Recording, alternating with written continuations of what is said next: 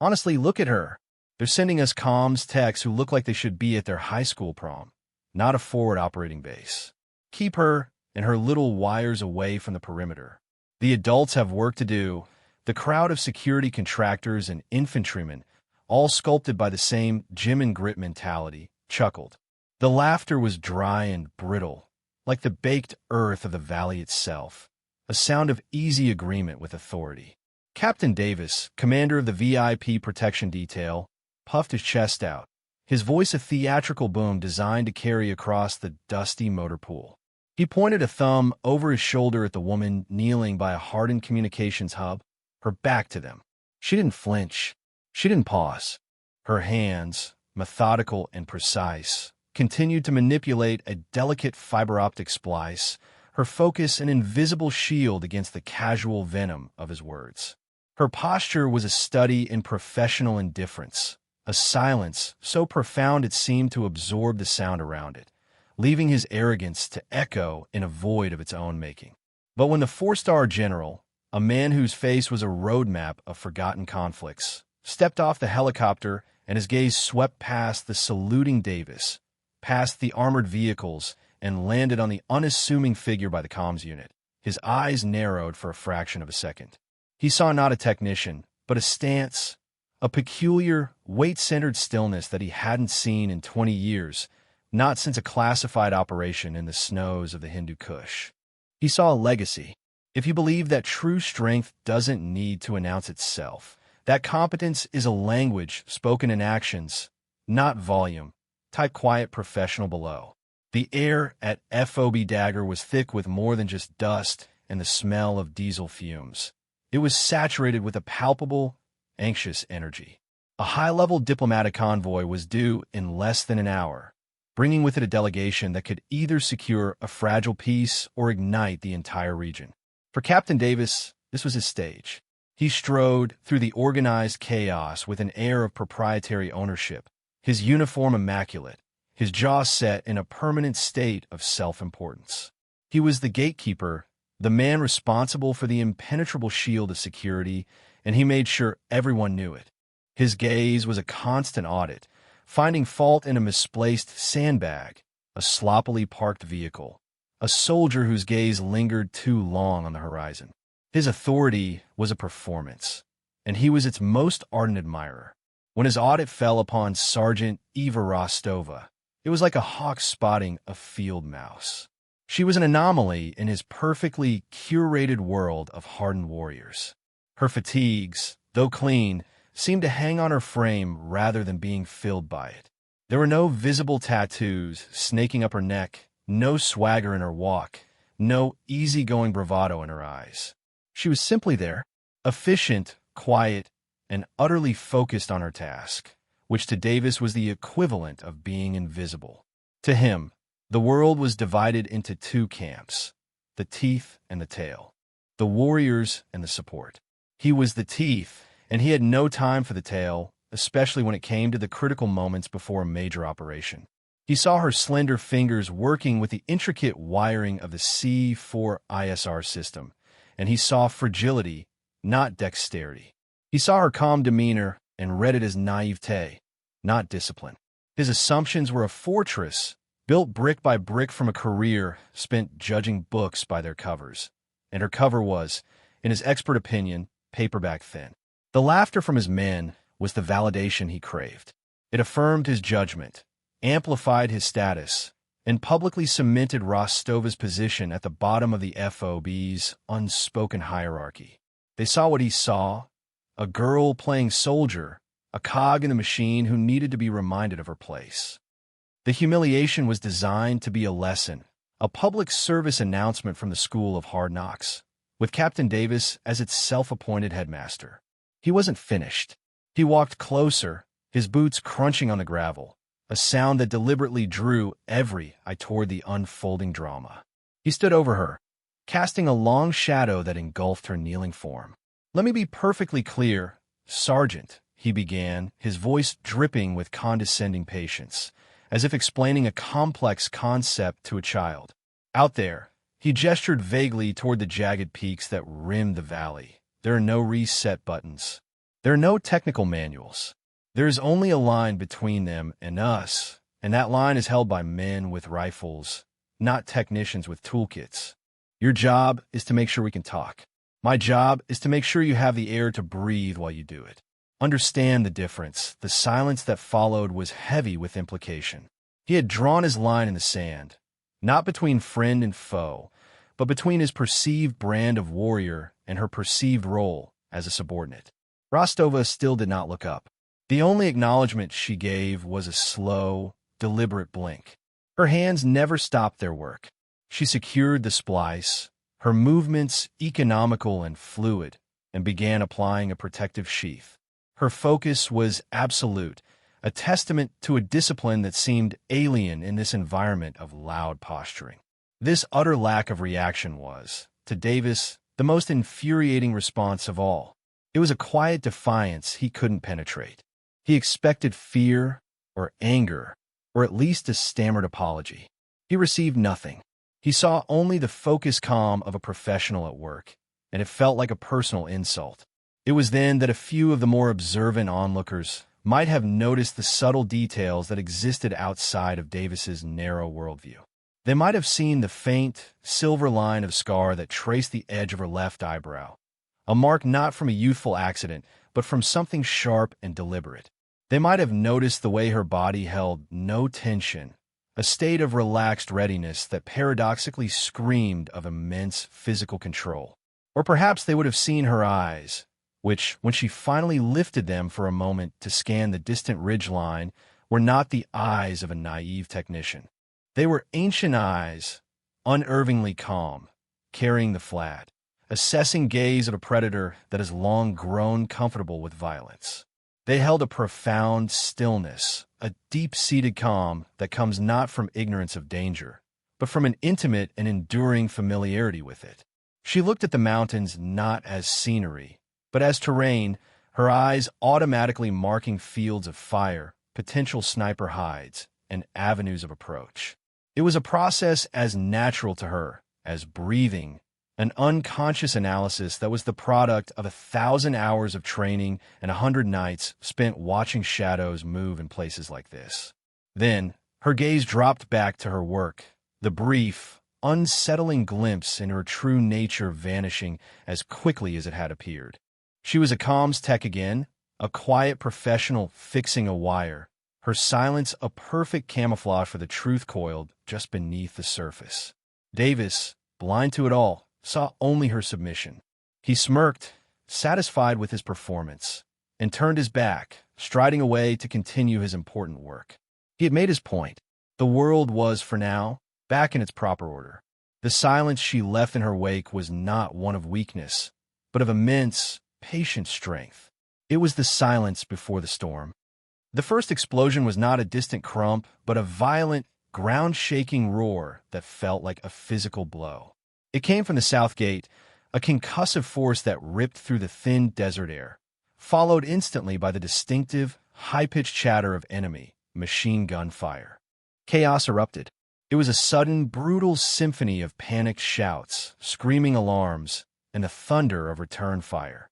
Men who had been laughing moments before were now sprinting for cover, their faces masks of adrenaline and grim purpose. The carefully constructed order of FOB dagger shattered into a million pieces. Captain Davis, to his credit, reacted instantly, his voice cutting through the din, barking orders, directing his men toward the breach. His arrogance was replaced by the focused urgency of a commander in contact. But the attack was not a simple probe. It was complex, coordinated, and terrifyingly effective. A second explosion rocked the east wall, a shaped charge that peeled back the HESCO barriers like a can opener. Insurgents, disciplined and well-equipped, poured through the gaps. This wasn't a raid. It was an invasion. In the midst of this maelstrom, Eva Rostova moved with an unnerving lack of panic. As others scrambled, she rose to her feet in a single, fluid motion. Her head was on a swivel, her eyes not wide with fear, but narrowed in calculation, tracking muzzle flashes, processing the geometry of the unfolding battle. The comms hub, her sole responsibility moments ago, was now just another piece of cover. She moved away from it, her steps deliberate and unhurried, flowing through the chaos like a river stone in a raging current. She didn't run. She moved with a purpose that was chilling to behold. Her path took her toward a young infantryman who had been cut down near the VIP landing zone. He lay beside his rifle, his eyes staring blankly at the sky. Rostova didn't spare the body a second glance. Her focus was on the weapon. She knelt beside him, her hands moving with a practiced, almost reverent efficiency. She checked the chamber, slapped the magazine to ensure it was seated, and felt the weight of the rifle in her hands. It was a standard-issue M4, a tool she knew as intimately as a surgeon knows a scalpel. As she rose, the transformation was complete. The quiet comms tech was gone, erased. In her place stood something else entirely. Her posture shifted, her shoulders squared, her body settling into the familiar, aggressive crouch of a hunter.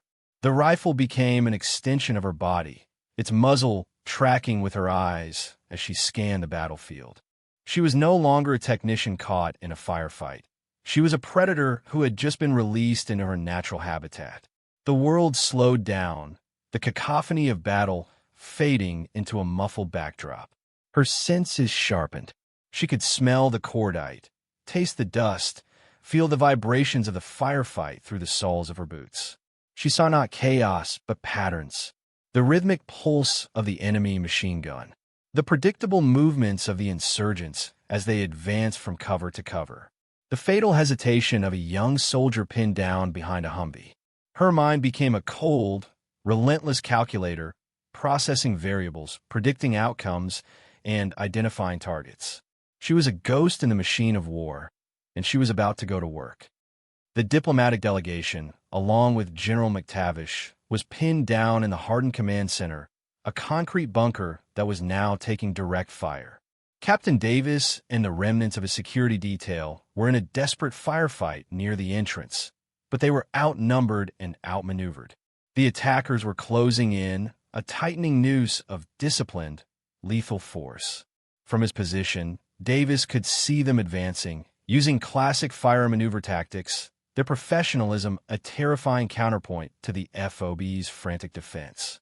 He watched in horror as two of his best men were cut down by a burst of machine gun fire. They were losing. The line was about to break. It was then that the first shot from Rostova's rifle cracked through the air. It was a sound distinct from the chaotic rattle of automatic fire, a single, sharp, authoritative report.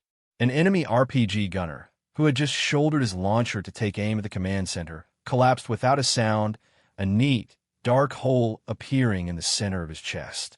There was a moment of confusion among the attackers. The shot hadn't come from Davis's position. It had come from an unexpected angle, from a pile of shipping containers near the motor pool. Before they could react, a second shot rang out. Another insurgent, one providing covering fire, dropped his weapon and fell forward. The silence that followed each shot was more terrifying than the sound itself. It was the silence of pure, undeniable lethality. Rostova had found her perch. From the shadows between two large steel containers, she had a clear, commanding view of the enemy's flanking route. She was a phantom, invisible to the insurgents who were now desperately scanning for the source of the deadly, precise fire. She didn't fire in bursts. She didn't waste ammunition. Each pull of the trigger was a deliberate, calculated act. Crack! An enemy commander, shouting orders, fell silent mid-sentence. Crack! A machine gunner, trying to reposition, slumped over his weapon. Her breathing was slow, and even her heart rate a steady, metronomic beat. Her cheek was welded to the stock of the rifle, her eye locked through the optic. For her, time had compressed into the tiny window between breaths, the moment of perfect stillness where the world stopped, and the only thing that existed was the trigger, the target, and the immutable laws of ballistics. The 8 minutes that followed were a masterclass in violence. She methodically dismantled the enemy assault, not with overwhelming firepower, but with surgical precision. She targeted their leaders, their heavy weapons, their communications. She sowed chaos and confusion in their ranks, forcing them onto the defensive. They had walked into a battle but they had stumbled into a killing field orchestrated by a single, unseen operator. 12 times her rifle spoke. 12 times an enemy fighter fell. She moved between shots, shifting her position slightly, never giving them a fixed target to acquire. She used the environment with an instinct that defied training, making the battlefield her own. Down at the command center, Davis watched in stunned disbelief. He saw his attackers, who had been advancing with such confidence moments before, now faltering, then breaking, then retreating in disarray. He couldn't comprehend what was happening. His mind couldn't process the source of the salvation. He could only stare at the impossible results, his own rifle hanging uselessly in his hands. The last shot echoed across the now-quiet motor pool, and then there was only the sound of the wind, the distant crackle of a burning vehicle, and the ringing in his ears. The attack was over. The line had held, but it hadn't been his line. It had been hers. The silence that descended upon FOB Dagger was a heavy, suffocating blanket. It was a silence filled with the ghosts of explosions and the echoes of gunfire, thick with the metallic scent of blood and cordite. The surviving defenders slowly rose from their cover, their faces a mixture of relief, shock, and utter bewilderment. They looked at the dozen bodies scattered across the kill zone, then scanned the empty spaces, searching for the source of the impossible victory. Captain Davis stood frozen, his mouth agape, his mind struggling to reconcile the reality of what he had just witnessed with the world as he knew it. The comms tech, the girl he had dismissed with such casual contempt. It wasn't possible. It defied every rule, every prejudice, every assumption that structured his universe. His arrogance had been shattered, not by an argument or a reprimand, but by a demonstration of competence so absolute, so devastatingly final, that it left no room for doubt. The doors to the command bunker creaked open, and General McTavish emerged, followed by the pale-faced diplomats. The general's eyes were not on the retreating enemy or the casualties. They were fixed on the shipping containers. He walked forward, his stride steady and purposeful, his gaze locked on the shadows where the last rifle report had originated. Out of those shadows, Sergeant Rostova emerged. She moved with the same quiet grace, the borrowed rifle held at a low ready, her eyes still scanning the perimeter, ensuring the threat was truly gone. There was no triumph on her face, no hint of adrenaline. There was only the calm, detached focus of a professional who had completed a task.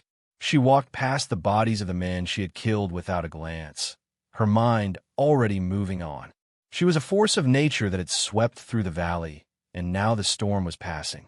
As she approached the group, the soldiers and contractors instinctively parted, creating a path for her.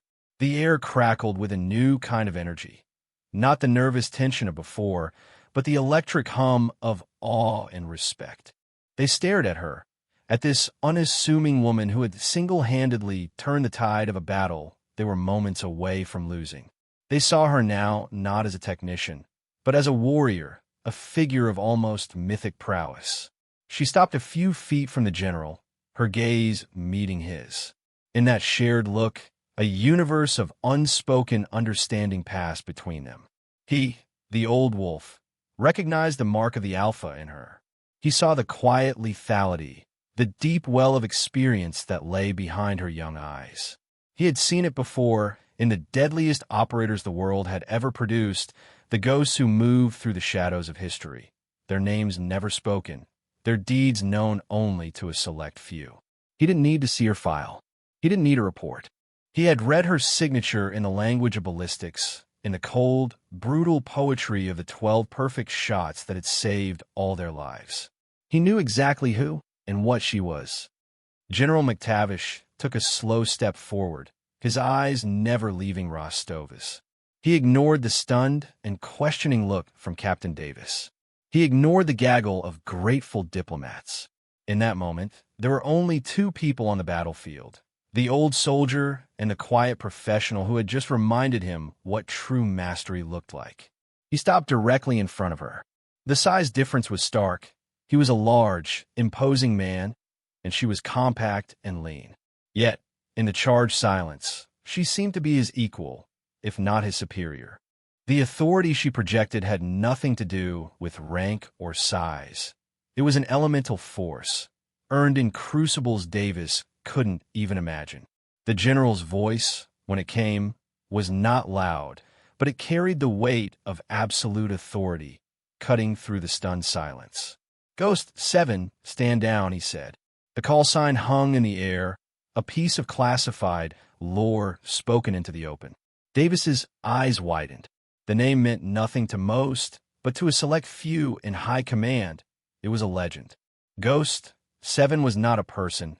It was a phenomenon, a ghost operator attached to the 7th Special Warfare Group, tasked with missions that were officially denied and globally impactful.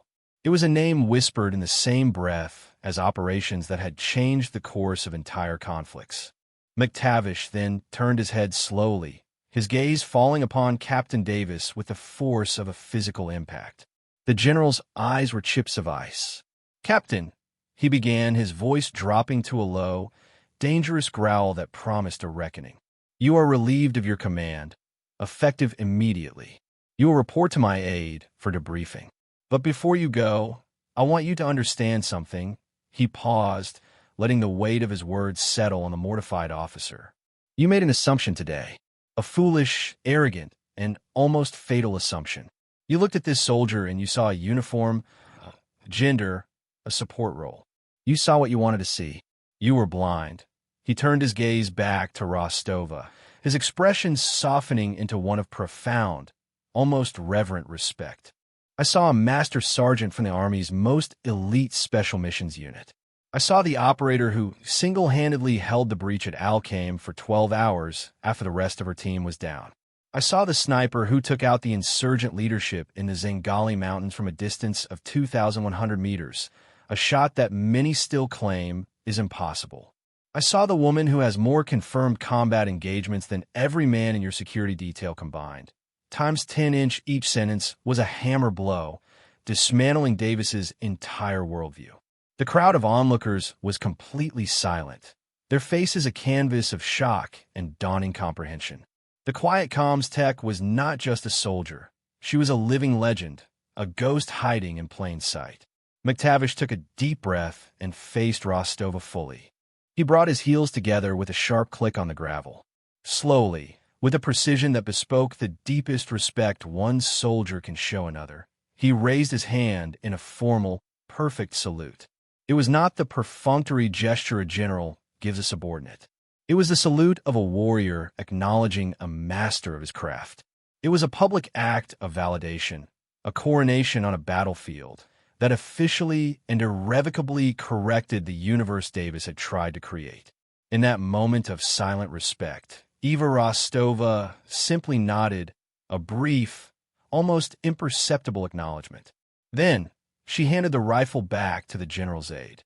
"Just doing my job, sir," she said, her voice quiet, calm, and utterly devoid of triumph. The legend was born not in a hail of gunfire, but in the deafening silence of earned respect. The story of the quiet comms tech who became a one-woman army spread through FOB Dagger like a wildfire in a dry canyon. It started as hushed whispers in the chow line, then became detailed, animated retellings in the barracks, and finally solidified into a hardened piece of local folklore. Every soldier, contractor, and airman on the base heard the tale, and with each retelling, the legend grew. The 12 hostiles became 15, then 20. The 8 minutes became 5. The standard M4 rifle in her hands was rumored to be a custom-built weapon she had assembled from spare parts in the dead of night. The mythologizing was a natural human response to witnessing something that defied easy explanation. They were trying to build a story big enough to contain the reality of what Eva Rostova had done.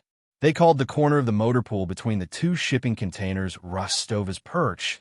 It became an unofficial landmark, a piece of hallowed ground. Young soldiers would walk by it with a certain reverence, pointing it out to newcomers.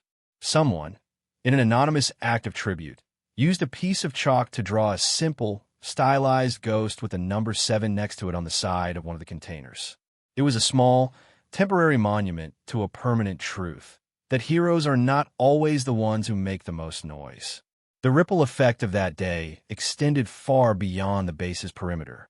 General McTavish ensured that the official report, though heavily redacted, accurately reflected the events. Captain Davis was formally reprimanded, not for the failure of his security plan, but for the catastrophic failure of his judgment. His career was not over, but the trajectory was permanently altered. The incident became a case study at command schools, a stark lesson on the dangers of arrogance and the critical importance of looking beyond the uniform to see the warrior within. The name Rostova was never mentioned in these official contexts. She was simply referred to as the operator, which only served to enhance her enigmatic status. The story became a powerful tool for change within the culture of the base. It was a living counter-narrative to the chest-thumping bravado that often dominated military life. It taught a generation of young soldiers that competence was quiet, that professionalism was humble, and that the most dangerous person in the room is often the one you notice the least. Sergeants would use the story to mentor their privates, telling them to look for the signs of quiet competence in their peers, to value skill over swagger. They taught them that respect is earned not through loud words and intimidation, but through silent, consistent, and undeniable excellence. Rostova, for her part, was gone within 24 hours. She was extracted as quietly as she had lived among them, her mission on the FOB complete. She left behind no personal effects, no forwarding address, only a perfectly repaired communications hub and a legend that would outlive the base itself. She had wanted no recognition, no medals, no praise. The successful completion of the mission, the safety of the diplomats, was her only required reward. For a quiet professional, the work is always the point. The silence that followed her departure was different from the one that had followed the battle. It was a silence of reflection, of a community re-evaluating its core beliefs, forever changed by the ghost who had walked among them. The most profound transformation, however, occurred within the man who had been the catalyst for the entire event. Captain Davis was a broken man, but not in the way a failed mission breaks a commander. His pride, the very foundation of his identity, had been pulverized. The days following the attack were a blur of debriefings and paperwork, but the true reckoning happened in the quiet solitude of his own mind. He replayed the events over and over, his own loud, condescending words echoing in his memory, followed by the sharp, clean cracks of Rostova's rifle. Each report was a judgment, a refutation of his entire belief system. He had built his world on a hierarchy of appearances, and she had demolished it in 8 minutes. He was humbled, not just by her skill, but by her character, her complete lack of gloating, her simple, professional demeanor after saving his life and the lives of everyone he was sworn to protect was the most powerful rebuke of all. She hadn't needed to say a word. Her actions had spoken a truth more eloquent than any insult he could have imagined.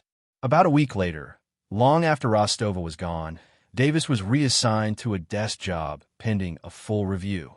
Before he left the FOB, he did something that surprised everyone who knew him. He walked to Rostova's perch. He stood there for a long time, looking at the chalk drawing of the ghost, at the empty space where she had knelt and delivered salvation. The area was already becoming a shrine. A few spent shell casings, polished to a shine, had been left on the ground. A unit patch from a grateful infantry squad was tucked into a seam on one of the containers. These are the quiet tributes of soldiers, a language of respect that Davis was only now beginning to understand. He took a deep breath, removed his own captain's bars from his collar, and placed them gently on the ground beneath the chalk ghost. It was an act of surrender, a surrender of his arrogance, of his prejudice, of the man he used to be. It was his apology, offered to a woman who would never see it, but whose presence would haunt him for the rest of his life in the most constructive way possible. He had learned the hardest lesson of his career, that the true measure of a soldier is not the rank on their collar or the volume of their voice, but the depth of their character and the quiet competence with which they execute their duty. The legend of Rostova's perch became a permanent part of the FOB's institutional memory. The chalk drawing was eventually replaced by a small, crudely welded plaque made from scrap metal. It read simply, "The Perch. Listen more. Assume less." It was a commandment, a piece of hard-won wisdom that would greet every new soldier who passed through the gates. A permanent reminder of the day, a quiet comms tech taught a captain and an entire base the true meaning of the word professional. The story endured, passed from one rotation to the next, a testament to the fact that while buildings may crumble and wars may end, the legacy of a quiet professional is written into the very soul of the units they serve. A year passed. The fragile peace brokered by the diplomatic mission had, against all odds, held. FOB Dagger was still there, a lonely outpost on the frontier of a tentative new era, but the atmosphere had fundamentally changed. The frantic, anxious energy of the past had been replaced by a calmer, more focused sense of purpose. The lesson of Rostova's perch had seeped into the very culture of the place, fostering a deeper, more genuine respect among the ranks. A new lieutenant, fresh from officer training and filled with the unearned confidence of his rank, was loudly berating a young specialist for a minor error on the vehicle maintenance line. He was posturing, making an example of the soldier, his voice echoing in the motor pool in a way that was eerily familiar. An old master sergeant, a man with leathery skin and eyes that had seen too much, walked over slowly. He didn't interrupt the lieutenant. He simply stood nearby, his arms crossed, and waited. When the lieutenant finally ran out of steam, the master sergeant nodded toward the shipping containers. "You see that plaque over there, sir?" he asked, his voice low and calm. The lieutenant glanced over, annoyed by the interruption. "What about it?" "That's a reminder, sir," the master sergeant said. "A reminder that the soldier you're looking at might be more than the rank on their chest. That the quiet ones sometimes have the most to say, just not with their mouths. We had an officer here once, a captain, who made that mistake. He judged a book by its cover. Nearly cost us all our lives." The master sergeant then told him the story. He told him about the quiet comms tech, about the surprise attack, and about the 12 dead hostiles. He told him about the general's salute and the captain's shame. He told the story not as a piece of gossip, but as a piece of doctrine, a sacred text of their shared history. The young lieutenant listened, his initial arrogance slowly melting away, replaced by a look of dawning understanding and humility. The story had become more than a legend. It had become a teaching tool, a moral compass for the entire command. It was institutional folklore, more powerful than any regulation or training manual because it was real. It was a living example of the core values they were supposed to embody. Eva Rostova was never seen at FOB Dagger again. Her name existed only in the whispers of the old-timers and in a heavily classified file that few would ever be authorized to read. But her presence was everywhere. It was in the way soldiers now listened to each other, regardless of rank.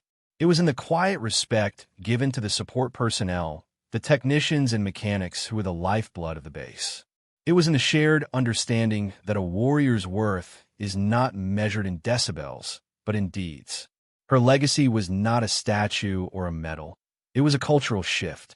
It was a quieter, more professional, more effective fighting force. It was a new generation of leaders who understood that true authority comes from competence, not from command, and that the greatest strength is the one that doesn't need to announce itself. Her actions that day had saved a peace treaty, but in the year that followed, her legend had forged a better class of soldier. The ultimate triumph of that day was not the defeat of an enemy force, but the defeat of a toxic idea. The idea that worth is superficial, that it can be accurately judged by gender, by size, by job title, or by volume. Eva Rostova, in 8 minutes of brutal, undeniable clarity, had proven that true worth is internal. It is forged in discipline, honed by experience, and demonstrated through action. Her silence was not emptiness. It was a container for immense capability. Her humility was not weakness. It was the quiet confidence of someone who has nothing to prove. Her competence was her voice, and it spoke a language that everyone, from the lowest private to the highest general, could understand perfectly. The world is full of noise. It is filled with people like Captain Davis, who believe that the loudest voice in the room is the most important. They build their identities on a foundation of bravado and bluster, mistaking arrogance for strength and prejudice for wisdom. But true legacy is not built on noise. It is not what you proclaim, but what you build. It is not the attention you command, but the respect you earn. It is the quiet, steady, and professional application of your skills in the moments that matter most. The story of Rostova's Perch is a testament to this enduring truth. It is a story about the power of a single individual to change a culture not by giving a speech, but by setting an example. It reminds us that assumptions are the enemy of truth, and that respect is the currency of professionals.